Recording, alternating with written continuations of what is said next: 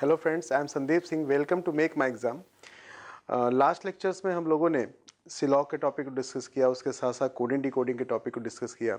आज हम लोग जो टॉपिक डिस्कस करने जा रहे हैं उसका रीजनिंग में बहुत ही इंपॉर्टेंट रोल है आपके एसएससी के पेपर्स के लिए भी, उसके साथ साथ बैंकिंग के पेपर्स के लिए भी। ठीक है, इस टॉपिक को हम लोग बोलते हैं ब्लड रिलेशन। ठीक है, तो ब्लड रिलेशन हिंदी में इसको कहते हैं रक्त संबंध।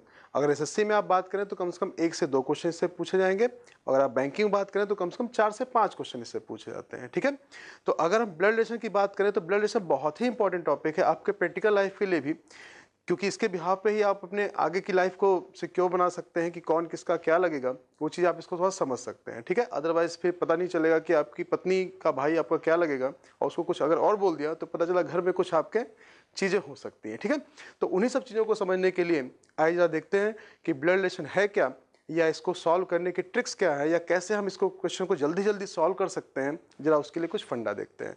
तो ब्लड रिलेशन को समझने के लिए सबसे पहले थोड़ा सा जनरेशंस का आइडिया होना बहुत ज़रूरी है। जनरेशंस क्या होती हैं, आइए जरा उसको समझते हैं।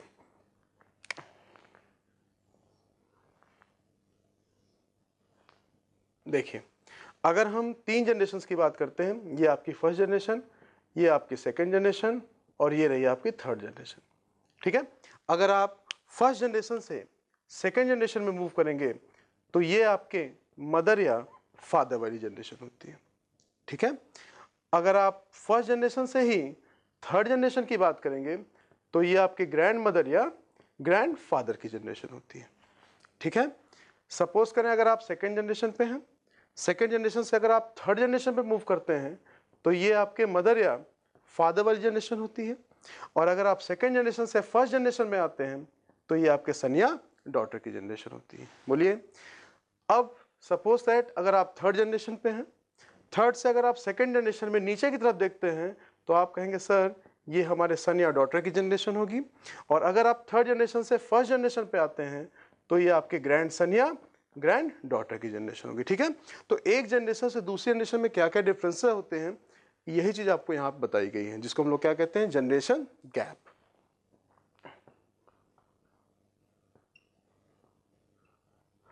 Generation gap. ठीक है, ये फंडा क्लियर हुआ। तो सबसे पहले आपको इस चीज को समझना बहुत जरूरी है कि जनरेशन गैप है क्या, या कहां से किधर हम किधर मूव कर रहे हैं, उस चीज को पहले यहां समझना है। अब जरा देखते हैं कि ब्लड रिलेशन में टोटल कितने टाइप से क्वेश्चन आपके पूछे जाते हैं। देखिए, ब्लड रिलेशन में आज हम लोग जो टाइप डिस्कस करने जा रहे हैं उसको हम लोग कहते हैं रिलेशन बेस्ड प्रॉब्लम्स। ठीक है, रिलेशन बेस्ड प्रॉब्लम का मतलब क्या है कि इसमें एक पर्सन दूसरे की ओर पॉइंट आउट करते हुए अपना उसके साथ रिलेशन बताता है कि वो मेरे मामा के, चाचा के, फूफा के, बुआ के, ताऊ का लड़का है। तो बताइए कि ये पर्सन उससे किस तरह से कनेक्टेड है, या दूसरा पर्सन ए से किस प्रकार से कनेक्टेड है। ठीक है, तो ऐसे क्वेश्चन को सॉल्व करने के लिए जो इंग्लिश की लैंग्वेज वहां पे लिखी होती है, सबसे ज्यादा टफ टास्क वो होता है कि पहले हम किस पार्ट को पढ़े फिर हम किस पार्ट को पढ़े, क्योंकि रिलेशन वहां पे सारे मिक्सअप करके दिए होते हैं। तो उसी चीज को समझने के लिए सबसे पहले आपको जो स्टेटमेंट दिया जाता है उस स्टेटमेंट को सबसे पहले पढ़ना जरूरी है, कि पहले हम किस पार्ट को पढ़ेंगे फिर किस पार्ट को पढ़ेंगे, तब जाके क्वेश्चन को आप इजीली सॉल्व कर सकते हैं। सपोज दैट कि मैंने आपको एक एग्जांपल बोला कि ए की ओर पॉइंट करते हुए बी ने कहा, ए की ओर पॉइंट करते हुए बी ने कहा कि वो मेरे फादर के फादर के फादर के सन का ओनली सन है। ठीक है, वह मेरे पिता के पिता के पिता के पुत्र का एकमात्र पुत्र है। अब ये तो लैंग्वेज हो गई हिंदी में, लेकिन इसी चीज को अगर हम इंग्लिश में बोलेंगे तो उसको लिखने का तरीका क्या क्या हो सकता है, आइए पहले यह समझते हैं। देखिए, पहला तरीका, इसको हम इस तरह लिख सकते हैं कि he is my father's father's father's sons only son. ठीक है, तो एक लैंग्वेज लिखने का तरीका, इसको एपॉस्ट्रोफी के साथ हम लिखते हैं, हम लोग इंग्लिश में भी पढ़ते हैं कि जब भी कभी कोई चीज एपॉस्ट्रोफी के साथ लिखी जाती है तो हमेशा उसको प्रोनाउंस करने का तरीका बिल्कुल ऐसा ही होता है। ठीक है, इसी को अगर हम दूसरे टर्म में लिखना चाहें तो, या ध्यान दीजिए दूसरी लैंग्वेज, इसी को हम ऐसे भी लिख सकते हैं कि he is only son of father of my father. ठीक है, दूसरी लैंग्वेज क्वेश्चन की ऐसे भी हो सकती है। इसी को हम तीसरी लैंग्वेज में कैसे लिख सकते हैं, ध्यान दीजिए। इसी को हम ऐसे भी लिख सकते हैं कि he is only son of my fathers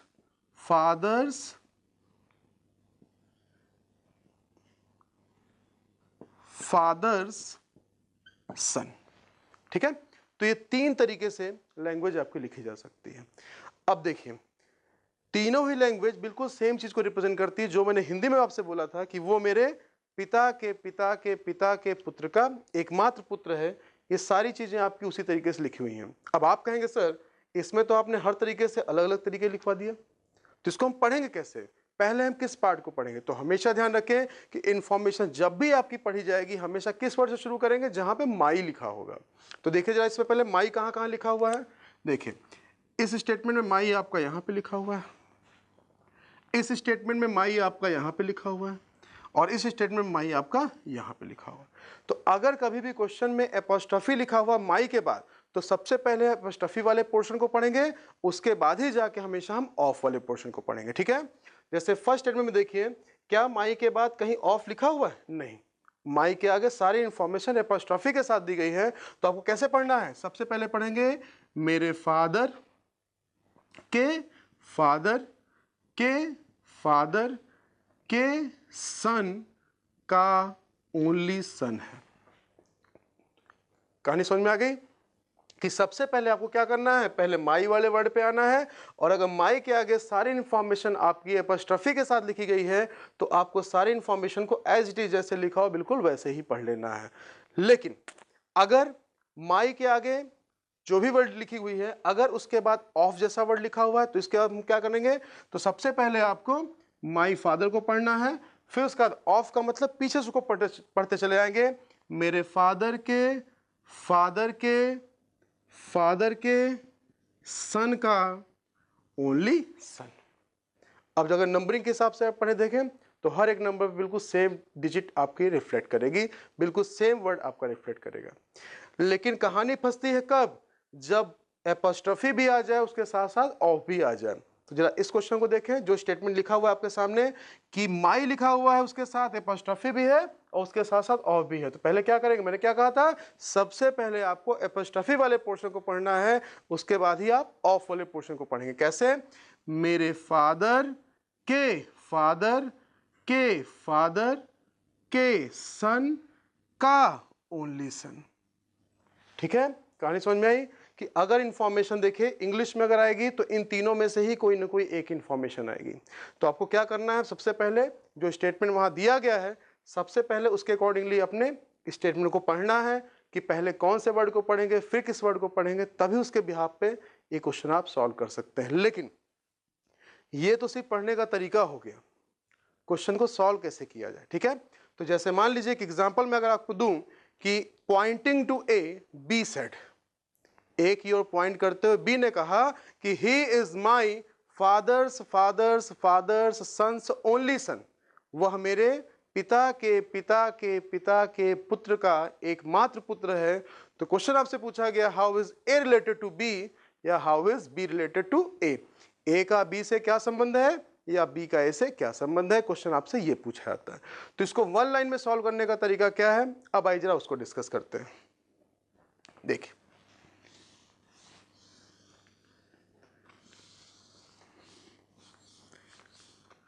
इसके लिए आपको क्या करना है? इसके लिए टाइप आपके दो तरीके के इसमें केस आते हैं, जिसमें सबसे पहले केस को हम लोग क्या बोलते हैं रिलेशन वाले में? डायरेक्ट रिलेशन, जिसमें एक पर्सन दूसरे की ओर डायरेक्टली पॉइंट आउट करते हुए अपना उसके साथ रिलेशन बता देता है। ठीक है, और दूसरा इसमें जो केस आता है वो आपका आता है इनडायरेक्ट रिलेशन, कि एक पर्सन दूसरे को इनडायरेक्टली पॉइंट आउट करते हुए अपना उसके साथ रिलेशन बताता है, जिसको हम लोग कहते हैं इनडायरेक्ट रिलेशन। ठीक है, तो आज हम लोग जो केस डिस्कस करेंगे वो होगा किसका? डायरेक्ट रिलेशन का। इंफॉर्मेशन तो आपकी बिल्कुल वैसी लिखी हुई होंगी जो भी हम लोगों ने अभी जस्ट 5 मिनट पहले भी देखा कि वो तीन तरीके से ही इंफॉर्मेशन आपकी सारी पूछी जाएंगी।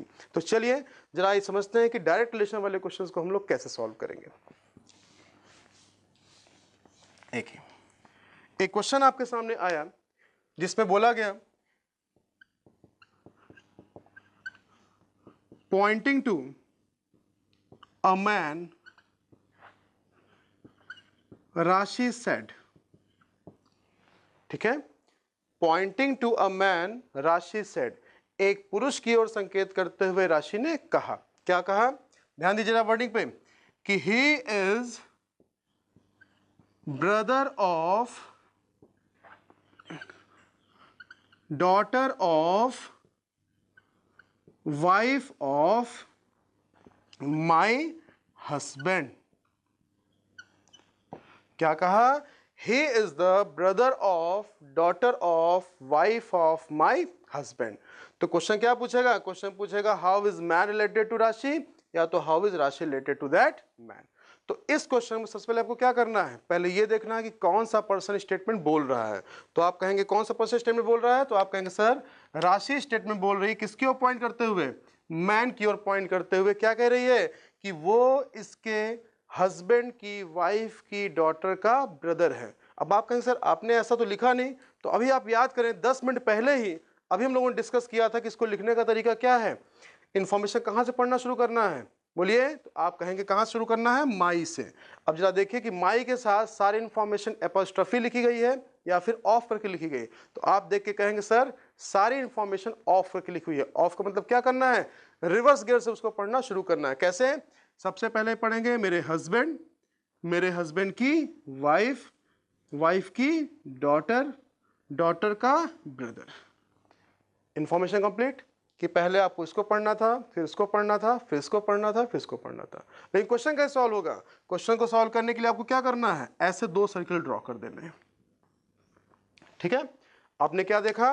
कौन स्टेटमेंट बोल रहा है? राशि। तो आपने क्या करना है? राशि को रखना है राइट साइड में, ठीक है। और किसकी तरफ हम पॉइंट कर रहे हैं? मैन की तरफ। तो मैन को आपको रखना है किधर? लेफ्ट साइड में। अब उसके बाद जो नंबरिंग आपने लिखी है 1 2 3 4, उसमें माई के साथ शुरू करते हुए 1 नंबर, 2 नंबर, 3 नंबर और 4 नंबर करते हुए कहां तक पहुंचेंगे? मैन तक पहुंचे। बताइए 1 नंबर पे क्या लिखा हुआ था? आप कहेंगे हस्बैंड। 2 नंबर पे क्या लिखा हुआ था? वाइफ। 3 नंबर पे क्या लिखा हुआ था? डॉटर।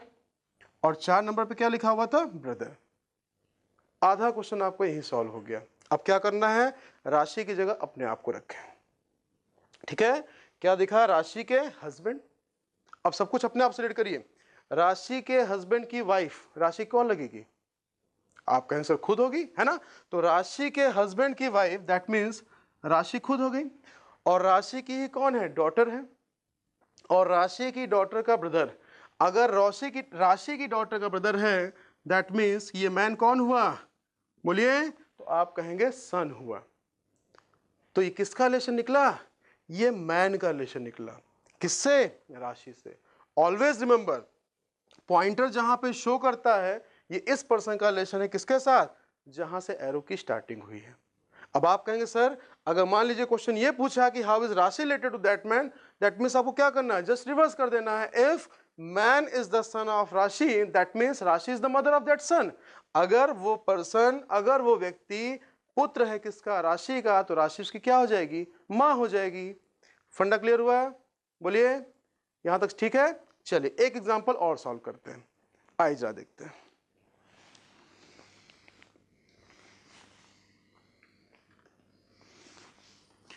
सपोज करें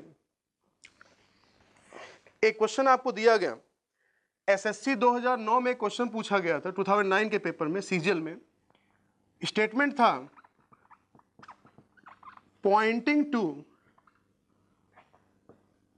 अ मैन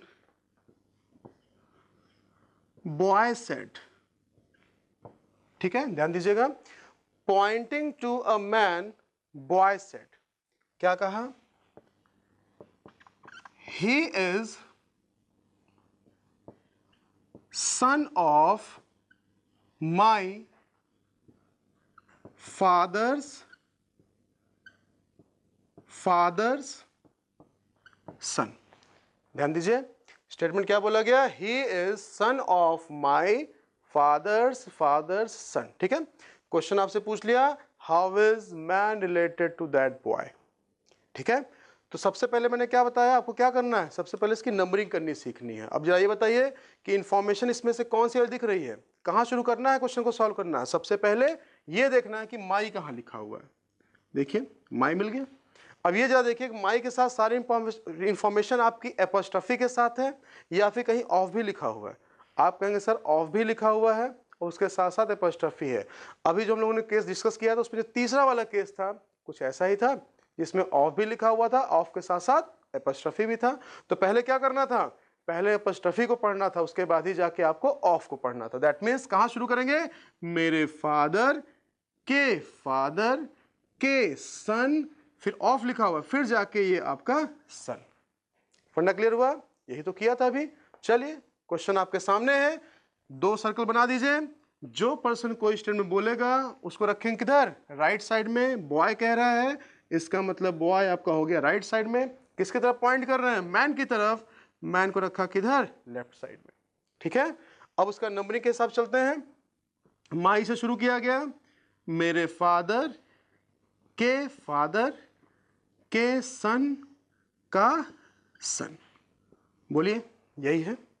चलिए अब बॉय की जगह क्या करेंगे, अपने आप को रखेंगे। बॉय के फादर मतलब आपके फादर, आपके फादर के फादर आप कहेंगे ग्रैंडफादर, है ना, दादाजी। और आपके ग्रैंडफादर, ये ग्रैंडफादर है, ठीक है, ध्यान दीजिएगा।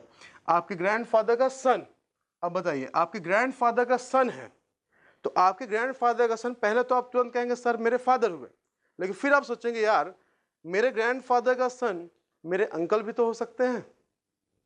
बोलिए, ठीक है, एग्जैक्टली। यहां पे क्या कहीं ओनली जैसा वर्ड दिया गया, नहीं। अगर यहां पे ओनली जैसा वर्ड नहीं दिया गया, इसका मतलब कि ये पर्सन यहां पे आके रिलेशन 2 हो सकता है, या तो फादर या तो अंकल। तो इसका मतलब आगे देखें, फादर का सन और या तो अंकल का सन। अगर वो आपके फादर का सन हुआ तो आपका कौन होगा, भाई। बोलिए, अगर वो आपके फादर का सन हुआ तो होगा आपका भाई, और अगर आपके अंकल का सन हुआ तो आपका कौन होगा, बोलिए कजिन, हिंदी में कहते हैं चचेरा भाई।